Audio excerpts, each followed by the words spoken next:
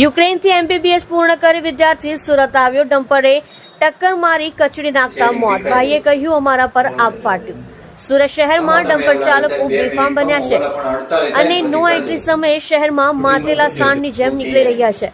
આવો જ એક કિસ્સો વેટોડ અંબાજી ચોક વિસ્તારમાં બન્યો હતો, જેમાં યુક્રેનથી એમબીબીએસ પૂર્ણ કરી આવેલા વિદ્યાર્થીને ડમ્પર ચાલકે અડફેટે લઈ કચડી નાખતા તેનું ઘટના સ્થળે મોત થયું હતું। આ સમગ્ર ઘટનાના સીસીટીવી સામે આવ્યા છે। બીજી તરફ પોલીસે ટ્રક ચાલકની અટકાયત કરી ગુનો નોંધ્યો છે, જ્યારે વિદ્યાર્થીના ભાઈએ જણાવ્યું હતું કે ભાઈ અમારા પર આપ ફાટ્યું છે। મૃતકના પિતા નિવૃત્ત જીવન વિતાવે છે। મળતી માહિતી મુજબ મૂળ જૂનાગઢના વતની અને હાલ કતારગામ વિસ્તારમાં આવેલી સંત જલારામ સોસાયટીમાં જશુભાઈ નારીપરા પરિવાર સાથે રહે છે અને હાલ નિવૃત્ત જીવન જીવે છે।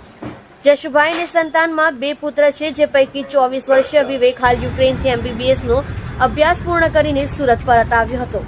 વિવેકને ખાનગી હોસ્પિટલમાં લઈ ગયા, પણ દરમિયાન ગત શુક્રવારે સવારે 2 વ્હીલર પર વેડોડથી નીકળી અંબાજી મંદિર પાસેથી પસાર થયો હતો, ત્યારે ડમ્પર બેફામ ચલાવી રહેલા ચાલકે 2 વ્હીલરને પાછળથી ટક્કર મારી હતી, જેને પગલે વિવેકને ગંભીર ઈજા પહોંચી હતી।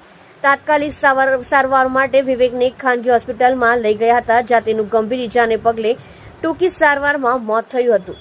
વિવેક લાઇબ્રેરીથી પરત આવી રહ્યો હતો અને મૃતક વિવેકના ભાઈ તુષારે જણાવ્યું હતું કે મારો ભાઈ થોડા દિવસ પહેલા જ યુક્રેનથી એમબીબીએસ નો અભ્યાસ પૂર્ણ કરી પરત ફર્યો હતો। હવે તે આગળની તૈયારી કરી રહ્યો હતો। દરમિયાન ગત શુક્રવારે લાઇબ્રેરીથી પરત આવી રહ્યો હતો, ત્યારે રસ્તામાં જ આ બનાવ બની ગયો હતો। અમારા પર તો આપ તૂટી પડ્યું છે। વિવેકના મોતના પગલે પરિવારમાં શોકનો માહોલ છવાઈ ગયો હતો। નો એન્ટ્રીમાં ભારે વાહનો બેફામ દોડી રહ્યા છે।